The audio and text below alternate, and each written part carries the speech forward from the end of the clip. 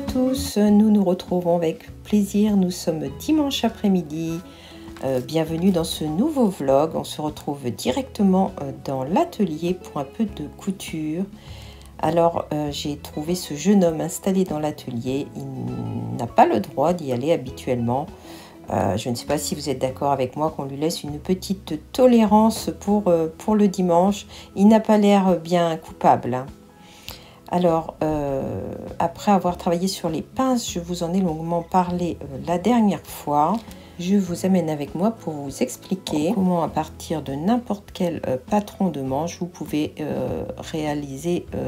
Il y a des manches qui sont en partie bouffantes.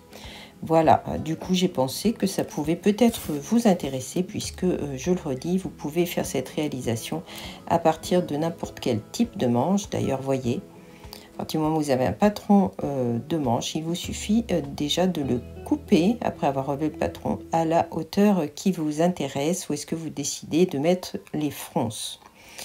Une fois que vous avez fait cette opération, eh bien, en fait, le principe est tout simple. Vous vous retrouvez, il vous faut agrandir votre morceau de manche restant de manière à laisser de chaque côté suffisamment de façon à ce que vous puissiez réaliser des fronces. Alors, je vais vous montrer un petit peu mieux.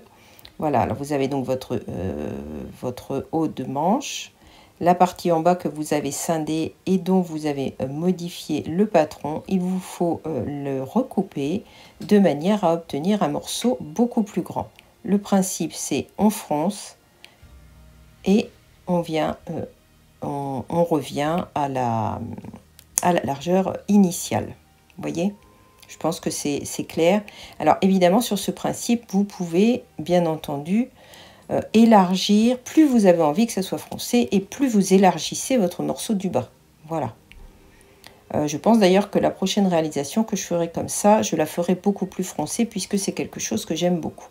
Voilà, une fois que vous en êtes là, que vous avez donc modifié votre manche, on va venir piquer et faire des fronces sur le haut de cette deuxième partie.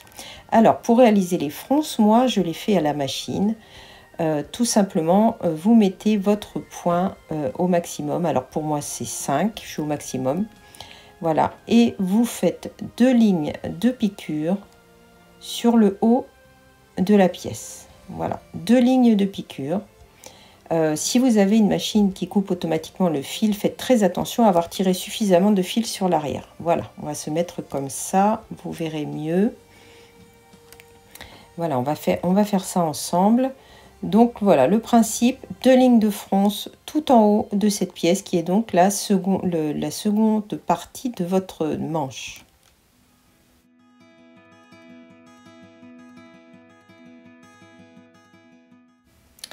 Voilà, alors je vous montre la première ligne et là, vous allez venir faire la seconde juste à côté en laissant un écart de manière à pouvoir venir piquer entre les deux tout à l'heure. Voilà, alors j'explique parce que tout le monde n'est peut-être pas au courant de la façon de faire les fronces. Là, vous venez tirer les 2 fils du haut. Ne vous occupez surtout pas des fils du bas, sinon vous n'arriverez pas à froncer. Voilà, vous tirez et vous venez froncer de cette manière-là votre pièce. Vous faites ça des 2 côtés.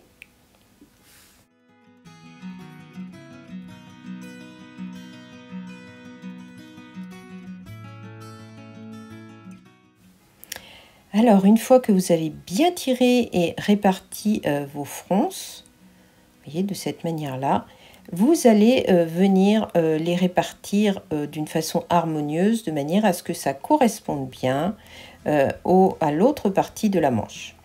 Voilà, on va faire ça ensemble. Donc, vous mettez au début, vous vous positionnez à la fin et vous essayez de répartir les fronces de manière à ce que ce soit harmonieux, qu'il n'y ait pas toutes les fronces réparties d'un côté et pas assez de l'autre. Voilà, vous faites au mieux, vous répartissez tout ça. Et puis, on va venir piquer l'ensemble après avoir fixé les 2 morceaux endroit contre endroit. Voilà, je vous rapproche de manière à ce que vous puissiez mieux voir. Voilà, il faut évidemment que ça corresponde parfaitement des 2 côtés. Alors, une fois que vous avez bien tout réparti, vous positionnez les deux morceaux endroit contre endroit, vous fixez le début et la fin. Voilà, une fois que vous avez bien tout préparé et fixé l'ensemble, eh bien, vous allez venir piquer entre les deux en essayant de vous y prendre de manière à ce que vos fronces restent joliment répartis. Normalement, ça ne bougera pas.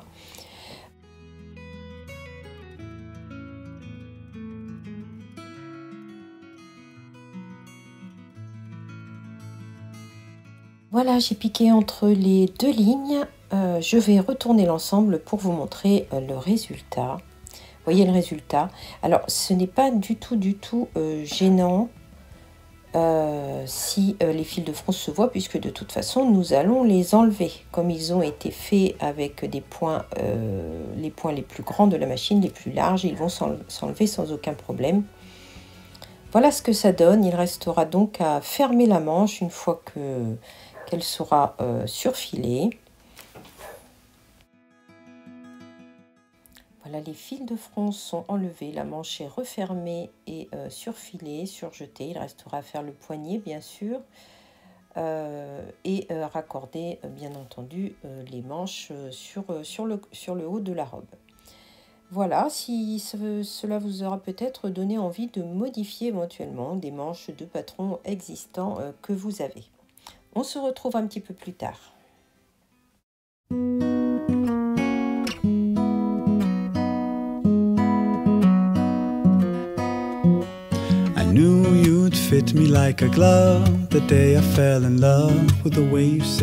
Alors lundi matin, j'ai passé une bonne partie de la matinée à travailler sur l'ordinateur. Je vous ai d'abord répondu. J'en profite pour m'excuser si jamais il y a des commentaires qui passent malheureusement à la trappe. C'est quelque chose qui se produit assez fréquemment. Je les lis et les commentaires, je ne peux plus les retrouver. Et j'en suis vraiment désolée. Sachez que quand ça arrive, c'est vraiment involontaire. Voilà, donc j'ai fait cela. L'après-midi, je suis montée pour faire quelques commandes. Je n'avais pas rangé l'atelier encore. J'en profite juste pour vous montrer très rapidement les deux manches que j'ai raccordées hier. Je ne vous avais pas dit non plus que j'avais fait une parmenture puisque j'avais modifié le col. Voilà, il me restera à froncer la jupe et à la raccorder au corsage et puis faire quelques finitions. Je vais vous prendre un petit peu là parce que j'ai quelques commandes à faire. Ce matin, comme je voulais un petit peu expliquer, j'ai surtout travaillé avec deux réunions de fournisseurs. Voilà, qui se passent en visio, où on présente des nouveaux tissus, où je peux voir certaines nouvelles gammes qui m'intéressent. J'avais besoin de voir certaines choses dont j'ai hâte de vous parler. Ça m'a occupé aussi une partie, ça m'a occupé une partie de la matinée, hein, voilà, puisque j'avais deux rendez-vous comme ça. Et en général, j'aime beaucoup prendre le temps de parler des tissus, de bien me renseigner sur certaines choses, de manière à pouvoir aussi vous donner les bonnes informations et ensuite vous expliquer le pourquoi de certains de mes choix. Voilà, donc je vais faire quelques commandes et en même temps nous allons en profiter pour bavarder un petit peu. Voilà. Avant de vous parler de la box d'hiver, il y a un petit arrivage aussi cette semaine, enfin un petit arrivage, non, un arrivage normalement cette semaine qui concerne Alice Caroline. J'ai fait rentrer également des kits d'appliquer, vous savez, les petites courtes pointes, voilà. D'appliquer. Voilà, je vous présenterai ça. J'en ai fait rentrer. Donc, comme je vous le disais, oui, il semblerait que tout arrive en même temps. Voilà, je ne manquerai pas de déballer un petit peu avec vous. Histoire de vous ménager comme ça un petit peu le plaisir de vous ménager. Histoire de vous faire partager le plaisir que j'ai à chaque fois à ouvrir les emballages. Donc, on partagera ça ensemble au cours de cette semaine. Voilà, alors maintenant nous allons parler quelques instants de la box. Alors, j'avais envie de vous parler un petit peu de la box d'hiver. Vous savez que je me suis posé beaucoup de questions sur savoir si j'allais ou pas refaire une box d'hiver. Après la dernière, j'ai eu une énorme baisse de motivation. C'est pour ça que je voulais quand même vous parler un petit peu du contenu de la box. Alors, vous inquiétez pas, je ne veux pas être bien longue. Trouver à chaque fois des contenus qui changent, des contenus qui soient originaux, des contenus créatifs. En général, je vous mets un kit créatif qui sortent de l'ordinaire. Enfin bref, trouver des composantes pour la box, c'est trouver des composantes pour la box, c'est quand même quelque chose de longue haleine. Je travaille, comme je vous l'ai déjà dit, autour d'un thème. Si vous avez eu l'occasion d'avoir la box, vous avez dû voir qu'il y a toujours une fiche qui correspond avec un fil conducteur pour vous expliquer ce qu'il y a dans la box, qui correspond quelquefois à une histoire. Voilà. Donc il y a beaucoup de travail autour de ça. Je ne veux pas avoir l'air de dire que je suis toujours en train de travailler et que ça me donne du travail. Hein. C'est pas du tout ça mon propos. Mais trouver des composantes qui sortent vraiment de l'ordinaire et qui changent, ce n'est pas toujours évident. J'ai envie de dire que quelle que soit la box, les miennes comme celles des autres, c'est une opération qui n'est pas toujours simple. Et il arrive que quelquefois on ait quand même des choses qui se recoupent un peu, alors pas qui se ressemblent puisqu'il y a différentes choses, mais quelquefois vous retombez quand même sur un certain type d'objet. Ça peut arriver. Ça peut arriver. Voilà ce que j'avais envie de dire. Ce n'est pas si simple que de composer une box qui est en général 5 éléments et qui ait des choses différentes à chaque fois, diamétralement différentes à chaque fois. Pourquoi je dis ça? Parce que c'est un reproche que j'ai vu passer. D'ailleurs, je le dis dans la box qui sortira, parce que j'ai pris la décision qu'il y aurait une box. Il y aura un élément qui a déjà existé dans une box précédente, mais qui sera bien entendu différent.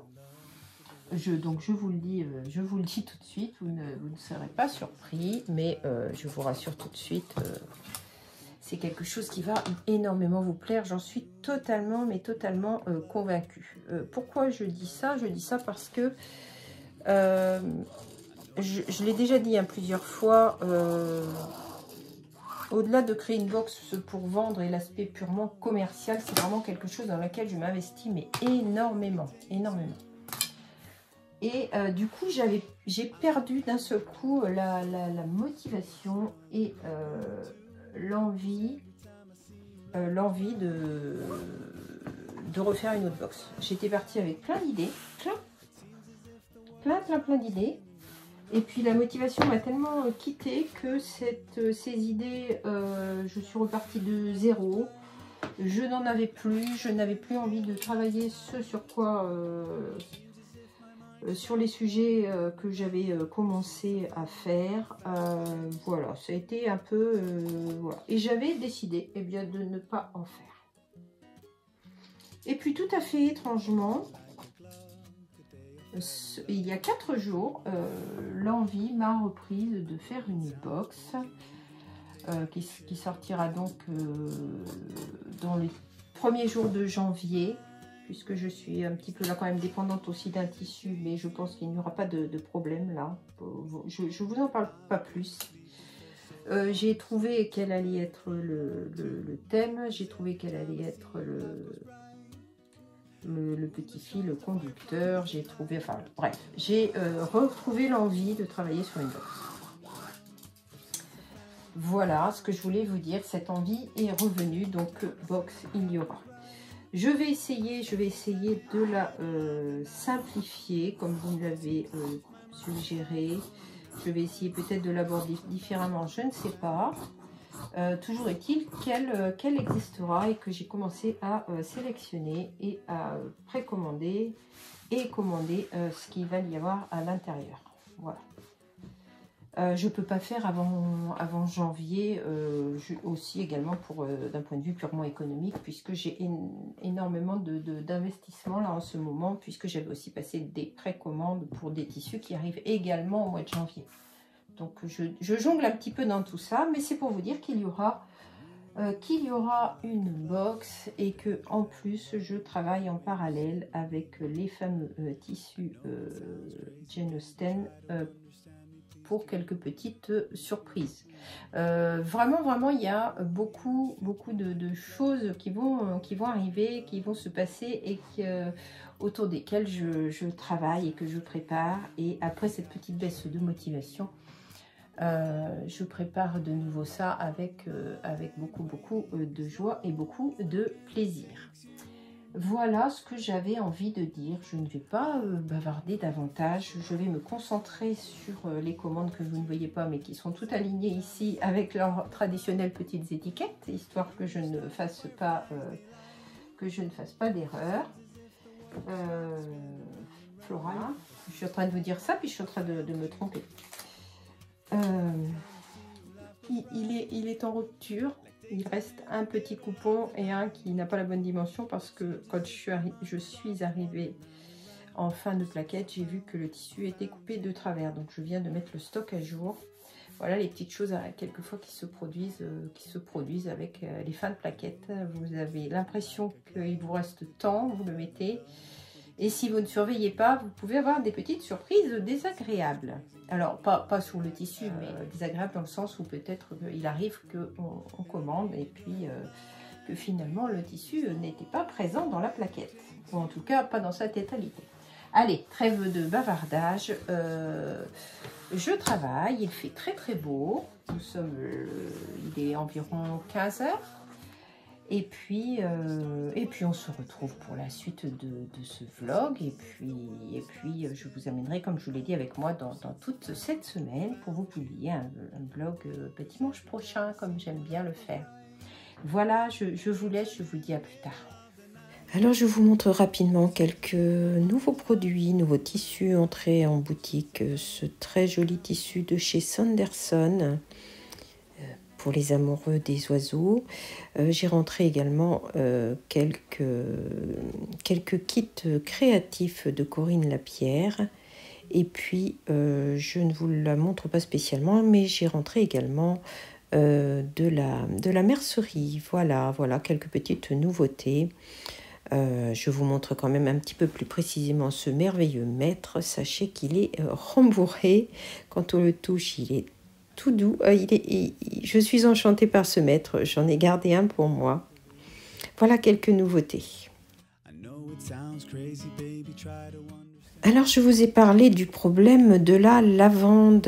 Il y a eu très peu de récoltes à cause de la sécheresse. Les pieds sont morts. Entre les maladies et les problèmes d'eau, la lavande, qui est pourtant une plante extrêmement résistante, elle-même commence à peiner. Voilà, alors je fais un test de manière à pouvoir créer des genres de petits palets odorants. Je ne sais absolument pas ce que cela va donner. Alors là, vous voyez que je procède de cette façon. Et j'ai essayé de rentrer la lavande à l'intérieur de la pâte autodurcissante. Munie d'un outil de professionnel, j'ai fait des petits cercles que j'ai mis ensuite, que je vais mettre à sécher. Avec le reste de la pâte, toutes les petites chutes, en fait, exactement comme une pâte à tarte. Là, cette fois, j'ai mélangé directement la lavande à l'intérieur.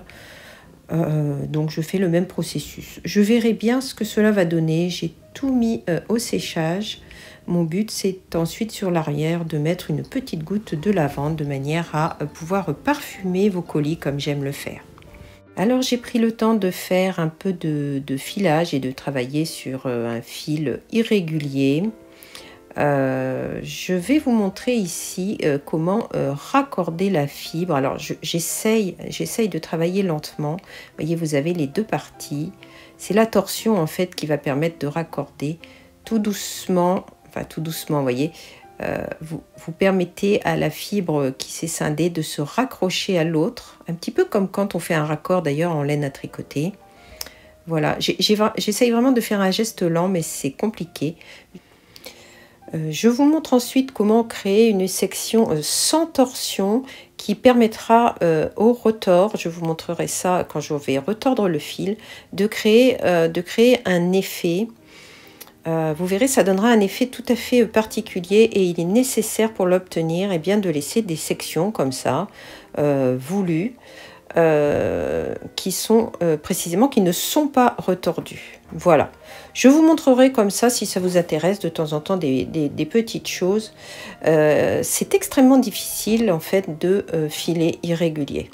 Filer régulier, c'est relativement simple. Il faut toujours se faire violence quand on a pris l'habitude de filer régulier, de manière à filer irrégulier et à laisser volontairement un fil qui soit beaucoup plus épais. Voilà, je vais vous montrer là comment intégrer quelques boucles parce que je trouve que ça va faire joli. Et puis tout ça ensuite, comme je l'ai dit, va être retravaillé quand la fibre va être retordue. Je vous montrerai tout ça. Alors là, j'intègre les boucles sur mon fil, ma fibre de base. Vous voyez, là c'est le principe. Je l'intègre sur la fibre de base et je permets à la torsion de les enrouler autour. Mais vous allez voir un petit peu plus loin que tout simplement, vous pouvez aussi former un fil, voilà, je vous le montre, simplement en utilisant les boucles que vous laissez se tordre sans aucun support autre que l'ensemble de boucles elles-mêmes. Voilà, voilà quelques moments de filage ensemble. J'avance très peu sur le filage parce que j'ai beaucoup de choses à faire en même temps au niveau des ouvrages créatifs, si bien que je n'avance pas vite, mais quand je commence à filer comme ça le single, je n'ai qu'une hâte, c'est de retordre et je vous amènerai avec moi bien entendu.